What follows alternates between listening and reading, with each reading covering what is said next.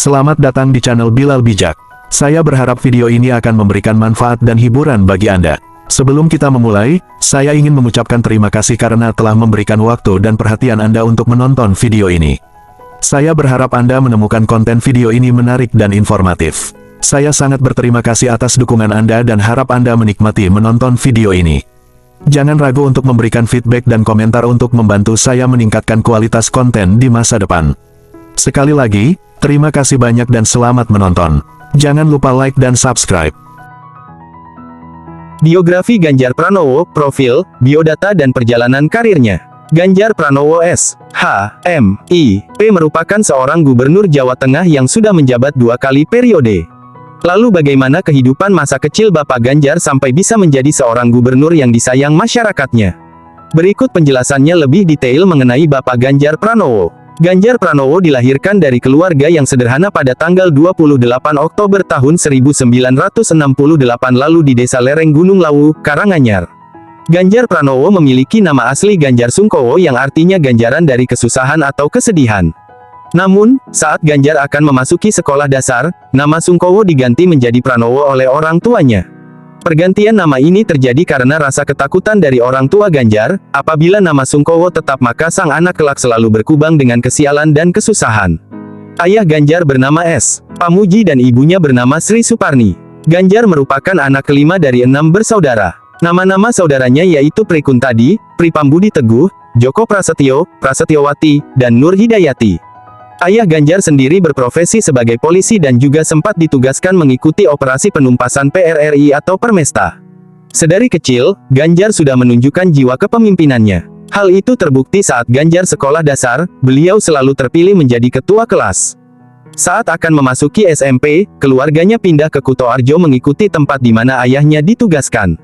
Ganjar melanjutkan studinya di SMA Bob Kri 1 Yogyakarta. Di SMA beliau aktif dalam mengikuti kegiatan kepramukaan atau Dewan Ambalan. Saat akan lulus SMA tahun 1980, ayahnya pensiun dari kedinasan di Polri. Untuk menyambung hidup dan memenuhi kebutuhan ekonomi keluarga, ibunya membuka warung kelontong. Sementara Ganjar juga pernah merasakan berjualan bensin di pinggir jalan. Setelah kelulusan SMA tiba, Ganjar melanjutkan kuliah di Fakultas Hukum di Universitas Gadjah Mada. Di kampus, beliau bergabung dengan Gerakan Mahasiswa Nasional Indonesia (GMNI). Selama masa kuliah, Ganjar mengaku pernah mengambil cuti kuliah selama 2 semester. Hal ini lantaran ia tidak memiliki biaya untuk perkuliahan. Ganjar mengakui jika ia memiliki hobi demonstrasi semasa kuliah. Ganjar pernah turut andil mendemo rektor UGM periode tahun 1986 sampai tahun 1990, yaitu Kusnadi Harja Sumantri. Pada tahun 1994 Ganjar bertemu dengan Siti Atikoh Supriyanti ketika sedang KKN di Temanggung, Jawa Tengah. Atikoh merupakan seorang anak dari tokoh Nahdlatul Ulama dari Purbalingga, Jawa Tengah. Menariknya dari hubungan mereka berdua adalah Ganjar Pranowo memiliki latar belakang GMNI dan PDI sedangkan Atikoh memiliki latar belakang pesantren di Purbalingga yang berafiliasi dengan NU dan PPP. Keduanya menikah pada tahun 1999 dan memiliki 1 orang anak laki-laki yang bernama Muhammad Zinedin Alam Ganjar. Zinedin lahir pada tahun 2003 dan kini sudah bersekolah di SMA N3 Semarang, Jawa Tengah. Awal karir Ganjar Pranowo. Seusai Ganjar Pranowo lulus dari Fakultas Hukum UGM, ia bekerja di lembaga konsultan HRD di Jakarta yaitu PT Prakarsa. Ganjar juga pernah bekerja di PT Prastawana Karya Samitra dan PT Semeru Realindo Inti. Ganjar aktif di GMNI dan mengagumi sosok Soekarno, dan Ganjar merupakan simpatisan PDI. Pada tahun 1996, PDI memiliki konflik internal antara pendukung Surjadi dan Megawati Soekarno Putri sebagai representasi terah Bung Karno. Ganjar berada di kubu Megawati, meskipun pada kenyataannya ayah Ganjar merupakan seorang polisi dan kakaknya merupakan seorang hakim yang mana oleh Orba seluruh pejabat publik dilarang berpolitik dan harus mendukung Golkar sepenuhnya. Dan pada akhirnya Ganjar memilih berkarir politik melalui partai PDIP yang dipimpin oleh Megawati Soekarno Putri. Pada November tahun 2014, tepatnya Kongres Kagama Keluarga Alumni Universitas Gadjah Mada, di Kendari, Ganjar terpilih secara musyawarah menggantikan Sri Sultan Hamengkubuwono ke-10 sebagai Ketua Umum Kagama atau Keluarga Alumni Universitas Gadjah Mada periode 2014 sampai 2019. Ganjar terpilih seusai melakukan musyawarah mufakat bersama 3 calon ketua umum lainnya, yaitu Sri Sultan Hamengkubuwono ke-10 yang merupakan Ketua Umum Kagama periode 2009 sampai 2014, Budi Karya Sumadi yang merupakan Ketua Pengda Kagama DKI Jakarta, dan juga Usman Rianse yang merupakan Pengda Kagama Sulawesi Tenggara. Musyawarah tersebut bertempat di Hotel Grand Clarion, Kendari, Sulawesi Tenggara pada Sabtu, tanggal 8 November tahun 2014.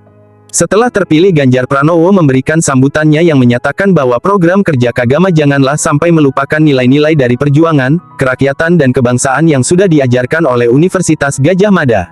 Program yang akan dijalankan oleh Ganjar Pranowo salah satunya adalah menjalin sinergi dengan pengurus daerah sehingga terbangun guyup rukun antar anggota Kagama. Ganjar juga menambahkan bahwa jalinan komunikasi antar anggota Kagama dapat dilakukan secara fisik maupun virtual. Ganjar Pranowo pada awalnya tidak lolos saat mencalonkan diri sebagai anggota DPR RI pada pemilihan umum tahun 2004. Tetapi Ganjar menerima tugas sebagai pengganti antar waktu atau PAU untuk menggantikan rekan separtainya yang berada dalam daerah pemilihan yang sama, yaitu Jacob Tobing, yang ditugaskan oleh Presiden Megawati Soekarnoputri menjadi duta besar untuk Korea Selatan. Ketika menjadi anggota DPR RI periode 2004 sampai 2009, Ganjar Pranowo ditugaskan di Komisi 4 yang turut mengawasi bidang pertanian, perkebunan, kehutanan, kelautan, perikanan dan pangan. Tak hanya itu, Ganjar juga pernah ditempatkan pada Pansus atau Panitia Khusus RUU Partai Politik sebagai Ketua Panitia Khusus, anggota Badan Legislasi DPR RI, dan juga Ketua Panitia Khusus tentang MPR, DPR, DPD dan DPRD di DPR RI. Pada periode kedua sebagai anggota DPR RI, Ganjar ditempatkan pada Komisi 2 yang mengawasi bidang pemerintahan dalam negeri, otonomi daerah, aparatur negara, reformasi birokrasi, pemilu, pertanahan, dan reforma agraria. Ganjar Pranowo mulai dikenal oleh publik saat menjadi anggota Panitia Khusus Hak Angket Bank Senturi sekaligus menjadi Wakil Ketua Komisi 2 DPR RI. Ganjar Pranowo merupakan mahasiswa Pascasarjana di FISIP UI sejak tahun 2009, akan tetapi terpaksa cuti karena kesibukannya sebagai anggota DPR RI. Meskipun menjadi anggota DPR RI memiliki kesibukan yang cukup padat, tetapi Ganjar melanjutkan studinya sampai mampu menyelesaikan studi Pascasarjana di Fakultas Ilmu Sosial dan Ilmu Politik Universitas Indonesia pada tahun 2013. Pada tahun 2013 Ganjar Pranowo maju sebagai calon gubernur dalam pemilihan umum gubernur Jawa Tengah. Ganjar menggandeng Heru Sujatmoko yang diusung oleh Partai Demokrasi Indonesia Perjuangan atau PDIP. Ganjar dan Heru dikenal dengan jargon, "Mboten korupsi mboten ngapusi", yang artinya tidak korupsi tidak membohongi. Keduanya menjadi pemenang dengan perolehan suara mencapai 48,82%. Pada hari Jumat, tanggal 23 Agustus tahun 2013 pelantikan Ganjar Pranowo dan Heru sebagai gubernur. Pelantikannya dilaksanakan oleh Menteri Dalam Negeri, Gamawan Fauzi bertempat di DPRD Jawa Tengah, Jalan Pahlawan, Semarang. Ganjar Pranowo kembali maju menjadi calon gubernur Jawa Tengah. Kali ini Ganjar menggandeng Taj Yassin Maimun yang merupakan anggota DPRD Jawa Tengah periode tahun 2014 sampai tahun 2019 dari fraksi PPP dan dari daerah pemilihan Jawa Tengah 3. Kemenangan kembali berpihak pada Ganjar dengan perolehan suara 58,78% dengan perolehan 10.362.694 suara. Ganjar Pranowo dan Taj Yassin Maimun resmi menjadi Gubernur Jawa Tengah 2018 sampai 2023. Dalam kepemimpinan yang dipimpin oleh Ganjar Pranowo semasa menjadi Gubernur Jawa Tengah, seperti halnya pada tahun 2013 Ganjar Pranowo maju sebagai calon gubernur dalam pemilihan umum Gubernur Jawa Tengah. Ganjar menggandeng Heru Sujatmoko yang diusung oleh Partai Demokrasi Indonesia Perjuangan atau PDIP. Ganjar dan Heru dikenal dengan jargon, "Mboten korupsi mboten ngapusi", yang artinya tidak korupsi tidak membohongi. Keduanya menjadi pemenang dengan perolehan suara mencapai 48,82%. Pada hari Jumat, tanggal 23 Agustus tahun 2013 pelantikan Ganjar Pranowo dan Heru sebagai gubernur. Pelantikannya dilaksanakan oleh Menteri Dalam Negeri, Gamawan Fauzi bertempat di DPRD Jawa Tengah, Jalan Pahlawan, Semarang. Ganjar Pranowo kembali maju menjadi calon gubernur Jawa Tengah. Kali ini Ganjar menggandeng Taj Yassin Maimun yang merupakan anggota DPRD Jawa Tengah periode tahun 2014 sampai tahun 2019 dari fraksi PPP dan dari daerah pemilihan Jawa Tengah 3. Kemenangan kembali berpihak pada Ganjar dengan perolehan suara 58,78% dengan perolehan 10.362.694 suara. Ganjar Pranowo dan Taj Yassin Maimun resmi menjadi Gubernur Jawa Tengah 2018 sampai 2023. Dalam kepemimpinan yang dipimpin oleh Ganjar Pranowo semasa menjadi Gubernur Jawa Tengah, seperti halnya 1. Inspeksi mendadak di Jembatan Timbang. Ganjar menyita perhatian publik saat dirinya mengeluarkan kemarahan pada petugas Dishub yang melakukan inspeksi mendadak di Jembatan Timbang Subah, Kabupaten Batang. Kejadian itu terjadi pada tanggal 27 April tahun 2014. Ganjar melihat langsung beberapa kernet memberikan uang mulai dari Rp10.000 sampai Rp20.000 atau di bawah denda resmi tertinggi sebesar Rp60.000 kepada petugas.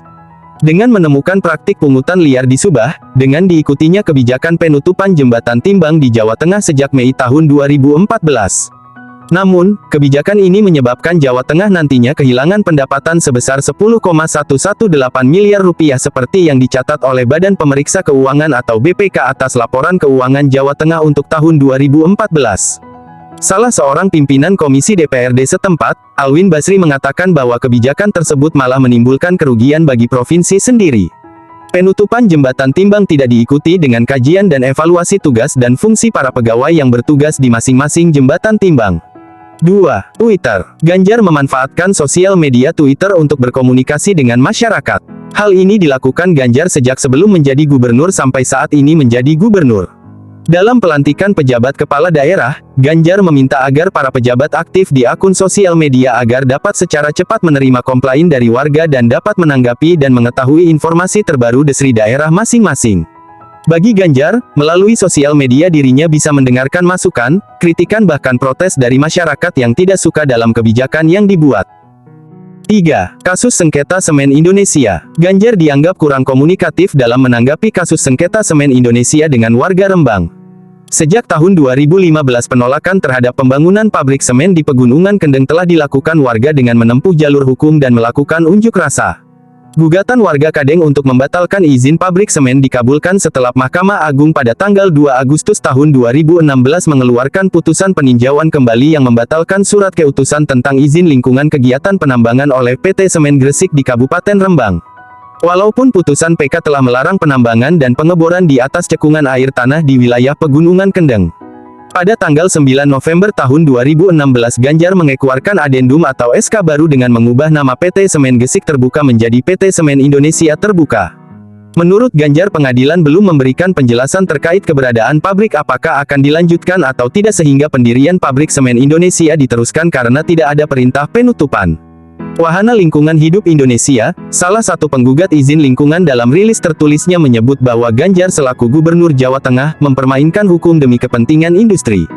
Walhi Nur Hayati selaku Direktur Eksekutif mengatakan bahwa Ganjar telah melakukan siasat mengelak dari kewajiban mematuhi hukum dan putusan pengadilan saat warga taat dan menghormati hukum. Pada tanggal 19 Desember tahun 2016 ratusan warga Kendeng kembali berdemonstrasi untuk menuntut penutupan pabrik semen di Rembang karena merasa kecewa dengan sikap Ganjar yang seolah mengalihkan perkara dengan mempersoalkan daftar nama warga yang terdapat nama Ultraman dan Power Rangers. Banyaknya desakan warga kepada gubernur supaya membatalkan izin lingkungan pembangunan pabrik sesuai putusan Ma.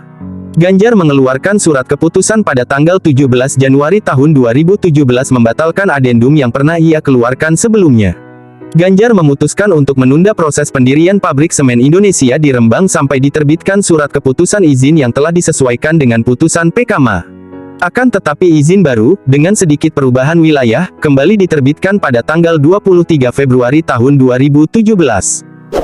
Dianggap buruk bagi penegakan hukum di negara Indonesia, Lembaga Bantuan Hukum atau LBH Semarang turut mengecam penerbitan izin baru itu.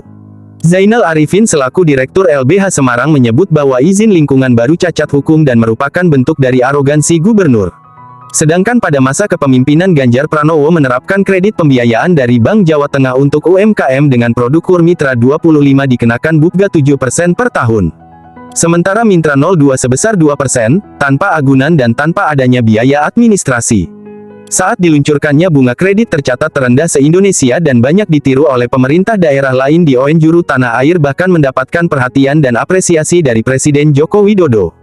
Komisi Pemberantasan Korupsi memberi penghargaan kepada Ganjar sebagai pelapor gratifikasi terbanyak pada tahun 2015. Prestasi inilah diberikan atas keseriusan Ganjar dalam mengendalikan pemberian gratifikasi baik pada gubernur maupun pejabat pemerintah Provinsi Jawa Tengah. Ganjar Pranowo juga membuat terobosan baru dengan mengajak seluruh aparatur sipil negara atau ASN berjumlah lebih dari 40.000 di Pemprov Jawa Tengah berzakat. Pendapatan ASN dipotong secara langsung sebesar 2,5%. Dalam sebulan bisa terkumpul sejumlah 1,6 miliar rupiah yang dapat digunakan sebagai bantuan bencana, perbaikan rumah tak layak huni RTLH pendidikan dan pondok pesantren, masjid, bidang kesehatan dan lain sebagainya. Pada tahun 2014 Ganjar Pranowo juga merencanakan program pembentukan desa tangguh bencana. Targetnya adalah tahun 2018 seluruh desa dari 2.204 desa rawan bencana di Jawa Tengah sudah terbentuk desa tangguh. Ganjar Pranowo juga membentuk 100 desa berdikari yang merupakan kawasan desa yang bisa mengembangkan potensi yang dimiliki baik pariwisata hingga sumber daya alam dan energi untuk pemberdayaan ekonomi di masyarakat.